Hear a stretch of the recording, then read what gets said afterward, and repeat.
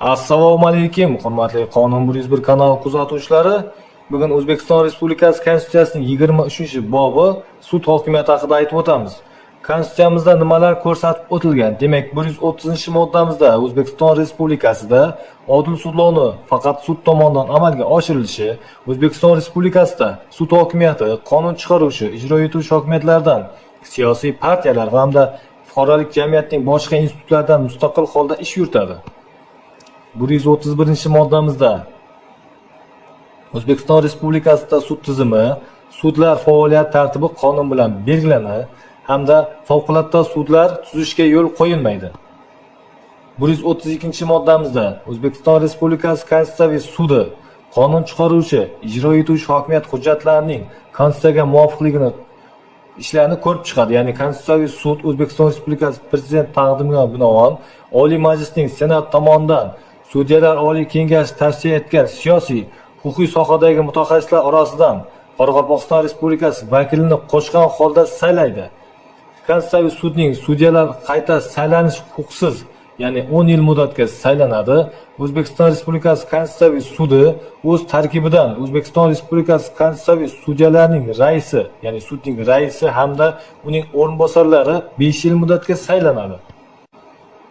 133-moddamizda Konstitutsiyaviy sud, ya'ni O'zbekiston Respublikasi qonunlarining va O'zbekiston Respublikasi Oliy Majlis palatalari qarorlari, Prezidentimizning farmon, qaror, farmoyishlarining, hukumat, mahalliy davlat hokimiyat organlari qarorlari, davlatlararo shartnoma va boshqa majburiyatlarning O'zbekiston Respublikasi Konstitutsiyasiga muvofiqligini aniqlaydi. O'zbekiston Respublikasi Prezident tomonidan imzolangunga qadar O'zbekiston Respublikasi Konstitutsiyaviy qonunlarining ratifikatsiya qilinishi to'g'risidagi O'zbekiston Respublikasi qonunlari O'zbekiston Respublikasi Prezident tomonidan imzolangunga qadar O'zbekiston Respublikasi xalqaro shartnomalarining O'zbekiston Respublikasi Konstitutsiyasiga muvofiqligini aniqlaydi. Referendumga chiqarilayotgan masalalarning, ya'ni Konstitutsiyaga muvofiqlik to'g'risida xulosalarni beradi. Qoraqalpog'iston Respublikasi Konstitutsiyasining O'zbekiston Respublikasi Konstitutsiyasiga hamda qonunlarning O'zbekiston Respublikasi qonunlariga mosligi to'g'risida xulosalar ham beradi. Ya'ni konstitutsiyalarning va qonunlarning normalariga sharh beradi. O'zbekiston Respublikasi Oliy sudining muayyan ishda qo'llanishi lozim bo'lgan normativ-huquqiy hujjatlarning, ya'ni O'zbekiston Respublikasi Konstitutsiyasiga muvofiqligi to'g'risidagi sudyalar tashabbusi bilan kiritilgan murojaatlarni ko'rib chiqadi. Konstitutsiyaviy sudlov ishlarini yuritish amaliyotni umumlashtirish natijasida yuzaga kelgan, ya'ni har yilgi Oliy Majlis palatasiga hamda O'zbekiston Respublikasi Prezidentiga mamlakatdagi konstitutsiyaviy qonuniylik to'g'risidagi axborotni taqdim etadi. O'zbekiston Respublikasi Konstitutsiyasi va qonunlar bilan berilgan vakolatlar doirasida boshqa ishlarni ham ko'rib chiqadi.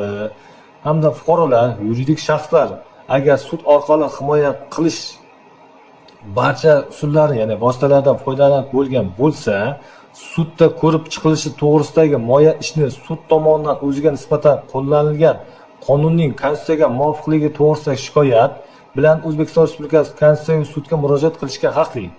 Ya'ni Konstitutsiyaviy sudning qarori rasmiy e'lon qilingan kundan e'tiboran kuchga kiradi hamda Konstitutsiyaviy sudning qarori qat'iy va uning ustidan shikoyat qilishi mumkin emas. Konstitutsiyaviy sudni tashkil etish va uning faoliyati tartibi qonun bilan belgilangan. Hamda 134-moddamizda O'zbekiston Respublikasi Oliy sudi haqida aytib o'tilgan. Demak, Oliy sud fuqarolik, jinoiy, iqtisodiy va ma'muriy sudlar ishlarini yuritish sohasida sud hokimiyatining oliy organi hisoblanadi. Ya'ni O'zbekiston Respublikasi Oliy sud tomonidan qabul qilingan hujjatlar qat'iy hisoblanadi va O'zbekiston Respublikasining butun hududda bajarilishi majburiydir. O'zbekiston Respublikasi Oliy sudi quyi sudlovlarning, ya'ni faoliyat ustidan nazoratni amalga oshiradi.